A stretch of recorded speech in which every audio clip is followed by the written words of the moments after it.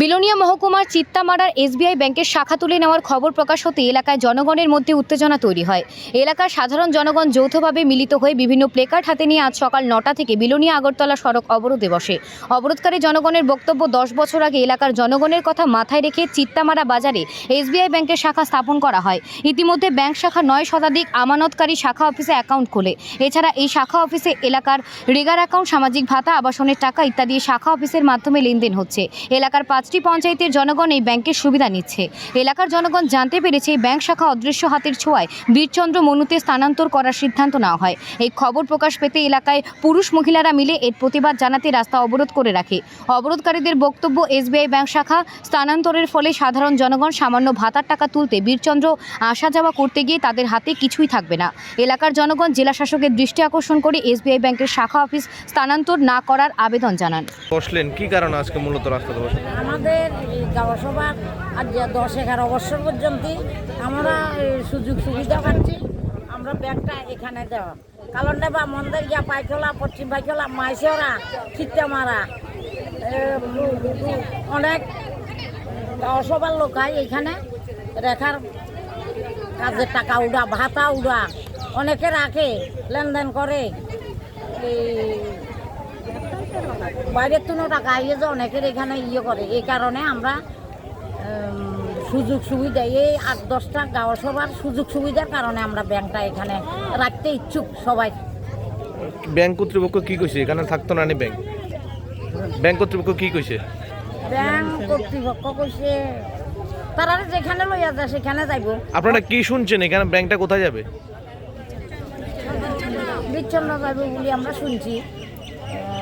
এর আগে শুনছি বনকর নিব গই, তো এখন সেই দেখুন কাড়ে নিয়ে দেখি নিয়ে নিব গই, তখনও আমরা একটু সবাই করছিলাম। এখন মূলত আপনারা চান ব্যাংকটা এখানে থাকুক? হ্যাঁ, আমরা চাই। আমরা কেন রাস্তা অবরোধ করছি, আমাদের চিত্তামারা গ্রাম পঞ্চায়েতে স্টেট ব্যাংক একটা আছে, স্টেট ব্যাংকের শাখা। তো এই ব্যাংকটা আমরা হেলথ সেন্টারের মধ্যে আমরা বসেছিলাম 2014 সালে। তো এখন হেলথ সেন্টারটা হেলথেরা লইয়া যায়। তো আমরা কিছু বেকার স্টল, যেহেতু আমরা এখানে 5টা আছে, তো 5টা বেকার স্টল আমরা ব্যাংকের দিয়ে দিই।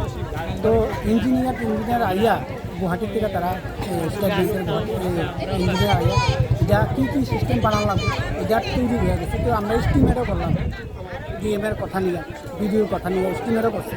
তো টাকা শর্ট করে আমরা রুল ফিসের কালেকশনের টাকা 2,30,000 টাকা আমরা এখানে দিই। এরপরে এস্টিমেট করার পরে কত হয়েছে, 4,93,000 টাকা আছে।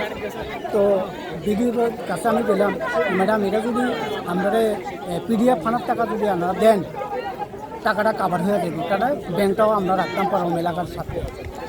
তো এবার বিডিও যখন জিজ্ঞাসা করছে, বিডিও বা বেকার স্টলের মধ্যে হইতো না, বেকার স্টলের মধ্যে হইতো না। তো আমি পেয়েছি হাকিম লড়া হুকুম লড়ে না, আগে ডিএম থাকতে এটা অর্ডার দিয়ে গেছে, স্টিমারও বানাইছে, ডিএম আইসে আর দিতে আসে না।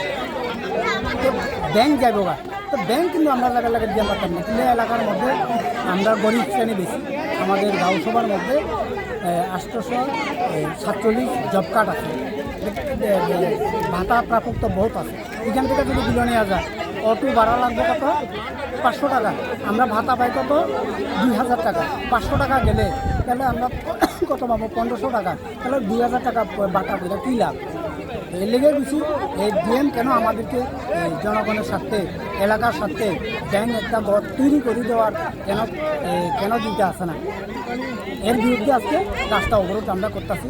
তো আরেকটা সিএমের কাছে আমরা আকর্ষণ করছি, আমাদের যেন ব্যাংকটা চিত্তামারা গাঁও সভার সাথে চিত্তামারা ব্যাংকটা 5টা জিপি লই চলে। উত্তর ভারত, পশ্চিম পাইখলা, চিত্তামারা, পূর্ব কলাবাড়িয়া, 5টা জিপি এখানে চলে, ভাগটা আছে। তো এর লেগে আমরা সঠিক বিচার পাওয়ার জন্য সিএমের কাছে, এই ডিএমের বিরুদ্ধে সঠিক বিচার পাওয়ার জন্য আমরা আবেদন করছি।